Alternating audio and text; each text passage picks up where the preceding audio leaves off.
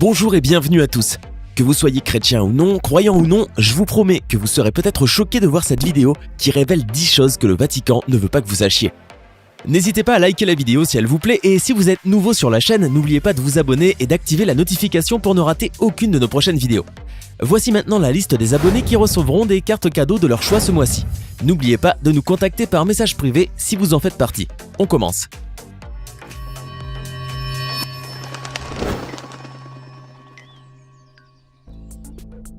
La mort de Jean-Paul I.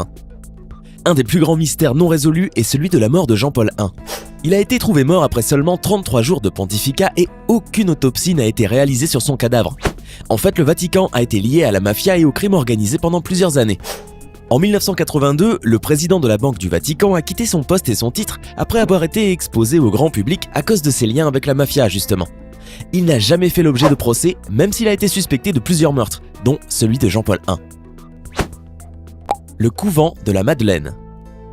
En Irlande, l'Église catholique a créé une maison de femmes pour accueillir les femmes dites perdues, qui étaient en fait juste des femmes qui avaient eu des relations sexuelles hors mariage. Seule une minorité de femmes qui étaient admises dans ces maisons étaient des prostituées. Même si au départ l'idée était surtout de les accueillir puisqu'il leur était impossible de se trouver un emploi, les maisons ont rapidement dégénéré. Elles étaient gérées par 4 groupes de sœurs qui faisaient subir aux femmes perdues de nombreux châtiments corporels et qui les faisaient travailler dans les laveries en leur donnant un minuscule salaire. L'Église catholique ramassait la grande partie des profits du travail de ces femmes et quand ces pauvres femmes mouraient, elles étaient enterrées et leurs familles n'étaient pas contactées. En 1993, 155 corps ont été trouvés dans une énorme tombe au nord de Dublin. On estime que 30 000 femmes ont séjourné plus ou moins longtemps dans ces asiles. Les castrats. Depuis très longtemps, les dirigeants du Vatican, prêtres, évêques et le pape lui-même ont accompli des actes horribles. Les castrats par exemple étaient de jeunes chanteurs qui subissaient la castration pour empêcher qu'ils ne développent pas des hormones mâles et puissent ainsi garder leur voix aiguë et si délicate. Ainsi, l'allongement des cordes vocales d'environ 60% qui fait baisser la voix des garçons n'a-t-il pas lieu après la castration? Le larynx ne grandit pas tandis que la capacité thoracique au contraire croît amplement, parfois démesurément.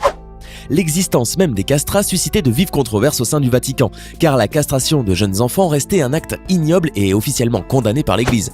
Mais les castrats avaient une voix extraordinaire et puisque les femmes n'avaient pas le droit de chanter lors des messes, la demande du public et des fidèles de l'Église fut telle que l'on mit en place des structures officielles pour former ces enfants, les conservatoires.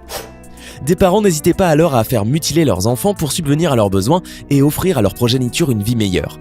On n'hésitait pas à trouver un prétexte médical pour opérer, chute de cheval, hernie inguinale, même si les suites de l'opération étaient souvent fatales. Les archives donnent entre 20 et 80% de décès selon les praticiens. Pour ceux qui survivaient à l'opération, et donc la voix était à la hauteur des espoirs des maîtres de chant, la fortune était assurée. Ils se produisaient dans les théâtres dans toute l'Europe. Ils étaient prisés par la royauté d'Espagne, de France et d'Angleterre.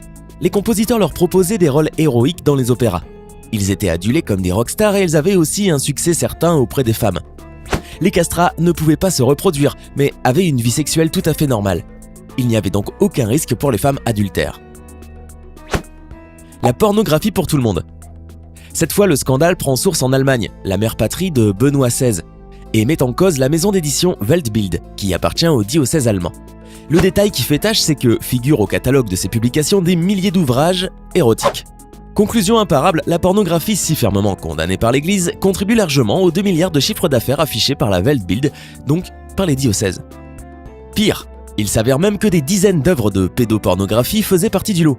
Le Vatican se retrouva donc rapidement impliqué dans un scandale d'exploitation et d'abus de mineurs, de pédophilie, de zoophilie, de nécrophilie et de toutes les pratiques sexuelles les plus horribles et les plus violentes que vous pouvez imaginer. Quand le monde découvrit les horreurs auxquelles avait pris part le Vatican, la sidération était telle que personne ne put y croire. C'est à ce moment-là qu'a choisi l'Église pour déclarer que ces ouvrages n'allaient plus jamais être distribués et qu'elle allait diligenter toutes les enquêtes nécessaires pour trouver les responsables. Chose qui n'arriva jamais pourtant. Aujourd'hui, ce groupe d'édition, propriété du Vatican, reste l'un des plus grands créateurs et distributeurs de pornographie dans le monde. Leur mafia. Bien que cela paraisse incroyable, il y a de sérieuses rumeurs qui laisseraient entendre que le Vatican serait actuellement l'un des pays où le blanchiment d'argent est le plus pratiqué, dépassant même le Panama et les Bahamas. Cela signifie que l'argent provenant de différentes organisations criminelles est amené au Vatican afin d'être blanchi en échange d'une commission très juteuse que les catholiques gardent pour eux, évidemment. Comment est-il possible que personne ne fasse rien à cet égard? C'est très simple, les dirigeants de l'Église catholique ont leur propre système bancaire, ce qui facilite grandement les choses. Personne n'ose les interroger et ils profitent pour leur part de la confiance des millions de croyants pour continuer à s'enrichir et même parfois commettre quelques crimes, le tout en toute impunité. Dégénéré, oui, mais satanique ? Pendant longtemps, la rumeur sur du satanisme à l'intérieur du Vatican a persisté. Mais ce que très peu de personnes savent, c'est qu'un prêtre important a un jour fait des confessions terrifiantes juste avant de mourir. Malachi Martin a affirmé que dans l'église de San Pablo, l'enceinte la plus importante du Vatican, était menée des rituels destinés à vénérer le diable. A priori, des manifestations horribles de démons se feraient pendant ces rituels, accompagnés de sacrifices d'humains ou d'animaux servant d'offrande au diable. Oui, vous avez bien entendu, il semblerait que le diable ait des adorateurs travaillant au sein même du Vatican. Les allégations de Malachi Martin n'ont cependant jamais été vérifiées. L'envoi d'enfants blancs à travers le monde pour assurer une majorité de blancs. Au XIXe siècle, l'Église a envoyé 150 000 enfants à travers le monde, Angleterre, Australie, Nouvelle-Zélande, etc., pour assurer que la race blanche se reproduise et devienne majoritaire partout. C'est le groupe Catholic Christian Brothers qui a eu cette idée et qui l'a rendue possible. Les enfants n'étaient pas bien traités et servaient même d'esclaves. Ils travaillent le jour et se faisaient battre ou violer la nuit. La criminalité au Vatican. Tout le monde pense que visiter le Vatican est une expérience pleine de paix, d'harmonie et de sécurité. Toutefois, il faut cesser de se leurrer. Le Vatican est le pays le plus petit du monde, mais c'est également celui où on retrouve le plus de crimes par kilomètre carré. Oui, le Vatican aussi a son lot de voleurs, de racketteurs et d'arnaqueurs de touristes, et cela doit être en grande partie parce que ce pays catholique ne compte qu'un seul juge et 130 policiers pour tenter de gérer ordre et justice. Conscients de cette importante déficience, les petits criminels en ont profité pour en faire leur paradis. La criminalité dans la cité du Vatican est générée en conformité avec l'article 22 des accords du Latran entre le Saint-Siège et l'Italie, par lequel le gouvernement italien, lorsqu'il est requis par le Saint-Siège, engage les poursuites et la détention des suspects, aux frais du Vatican. Le Vatican n'a pas de système pénitentiaire. Les personnes reconnues coupables de crimes commis au Vatican accomplissent leur peine dans les prisons italiennes, les coups étant couverts par le Vatican. Au Vatican furent inventées les tortures les plus impitoyables. Punir, torturer ou tuer ceux que l'on considère comme des pécheurs n'a jamais représenté un problème pour le Vatican. Ce n'est donc pas surprenant d'apprendre maintenant que les moyens de torture les plus horribles, les plus douloureux et les plus inhumains qui ont pu être utilisés furent créés par les plus hauts représentants de Dieu sur Terre. Depuis la Sainte Inquisition jusqu'à nos jours, le Vatican continue à pratiquer ces terribles méthodes de torture contre ceux qui osent remettre en question ou désobéir à leurs croyances. L'une des plus utilisées et de loin la plus impitoyable est la torture par l'eau. Cette technique consiste à attacher les mains et les pieds de la victime afin de la rendre complètement immobile, à lui couvrir le nez pour l'empêcher de respirer, puis à lui placer quelque chose dans la bouche afin de la garder ouverte et l'empêcher de se fermer. Et pour finir, le plus terrifiant, à forcer la personne à boire 8 litres d'eau sans s'arrêter. La sensation de noyade est tellement horrible que les victimes implorent d'être achevées. Si ces pauvres victimes avaient été exaucées, elles auraient échappé au supplice de mourir lentement d'une déchirure de l'estomac. La ville du sexe silencieux. Après de nombreuses années, l'une des terribles vérités qui se cachent dans le Vatican a fini par éclater. Malheureusement pour lui, la pédophilie n'était plus un secret. Des prêtres qui violent des enfants, c'est l'un des actes les plus répréhensibles et inhumains qui puissent exister. Le plus affligeant est que ces actes déplorables sont commis par les plus grands représentants de la foi dans le monde. Au Vatican, de nombreux prêtres n'ont pas de scrupules, et leur malfaisance est telle qu'ils semblent amener l'enfer sur terre. Pourquoi se gêneraient-ils ? Puisque lorsqu'ils sont mis à jour, au lieu d'être dénoncés, expulsés et punis par la loi des humains, ils sont simplement transférés d'une paroisse à une autre.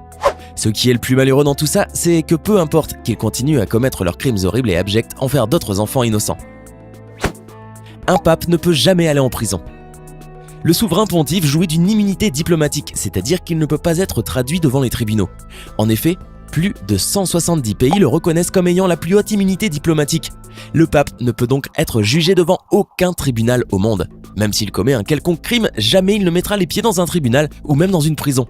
La figure du pape est tellement intouchable qu'il ne peut être arrêté ni même contrôlé. Il ne pourra pas non plus jamais être mis en examen pour répondre de ses actes. Ses privilèges sont tellement importants qu'il pourrait commettre n'importe quel crime sans jamais être inquiété. Certains trouvent même qu'il est totalement aberrant que celui-ci se fait appeler le plus grand représentant de Dieu sur Terre et qui finalement n'est qu'un être tout ce qu'il y a de plus humain, puisse posséder autant de pouvoir. Qu'en pensez-vous ? Le vol de bébés en Espagne. Francisco Franco, homme d'État, général et dictateur, a décidé de faire de l'Espagne un endroit meilleur en volant des bébés non désirés. L'Église catholique était un grand supporter de Franco et aidait à contrôler les écoles, les maisons et les hôpitaux pour que Franco puisse facilement mettre en place son plan. Au total, il aurait volé 300 000 bébés aux parents pour les offrir en adoption illégale. Quand Franco est mort en 1975, l'Église a continué cette pratique et le vol de bébés a vu fin en 1987 seulement. Ainsi, selon les statistiques, ceux qui ont été adoptés en Espagne entre 1960 et 1989 ont 15% de chance d'être un bébé volé. Alors, qui est le diable maintenant, hein? Lequel de ces secrets sur le Vatican et l'Église catholique vous a le plus surpris? Dites-le nous en commentaire. Hey, c'est tout pour aujourd'hui. Si vous avez aimé la vidéo, n'oubliez pas de la liker et de la partager avec vos amis. Et si vous êtes nouveau sur la chaîne, n'oubliez pas de vous abonner et d'activer la notification. Bye bye!